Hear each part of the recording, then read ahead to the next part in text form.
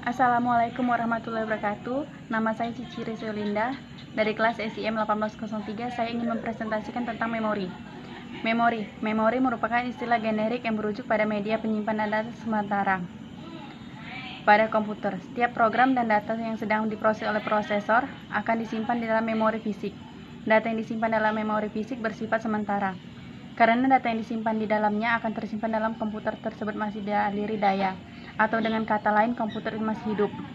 Ketika komputer itu direset atau dimatikan, data yang disimpan dalam memori fisik akan hilang. Oleh karena itu, sebelum mematikan komputer, semua data yang belum disimpan oleh ke dalam media penyimpanan permanen, atau umumnya berbasis data disk sementara atau hard disk atau floppy disk, sehingga data tersebut dapat dibuka kembali di lain kesempatan. Memori fisik umumnya diimplementasikan dalam bentuk random access memory atau RAM yang bersifat dinamis atau DRAM.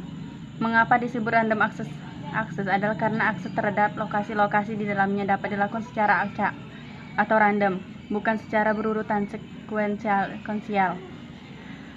Meskipun demikian, kata random access memory dan RAM ini sering menjadi salah satu kaprah.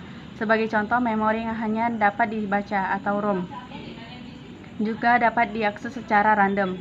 Setiap ia dibedakan dengan RAM, karena ROM dapat menyimpan data tanpa kebutuhan daya dan tidak dapat ditulis sewaktu-waktu. Selain itu, hard disk yang juga merupakan salah satu media penyimpanan yang juga dapat diakses secara acak, tapi ia tidak digolongkan ke dalam random access memory. Penggunaan memori. Komponen utama dalam sistem komputer adalah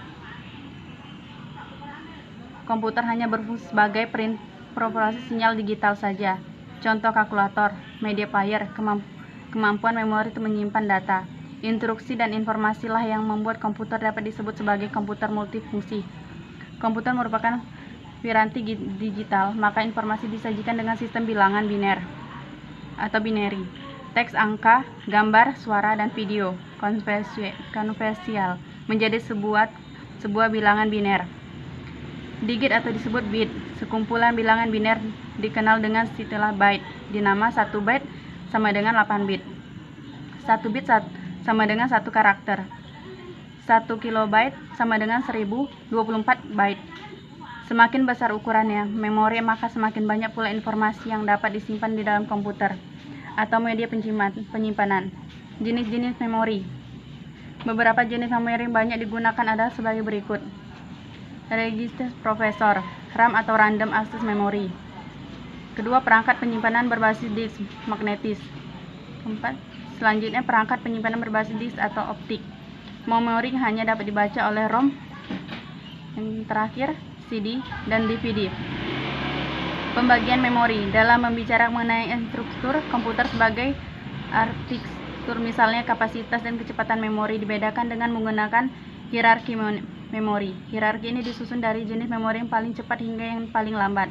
Disusun dari yang paling kecil, kapasitasnya hanya paling besar kapasitasnya, dan diurutkan dengan harga tiap bit memori yang mulai dari paling tinggi atau mahal hingga yang paling rendah atau yang murah. Terima kasih, inilah presentasi saya. Assalamualaikum warahmatullahi wabarakatuh.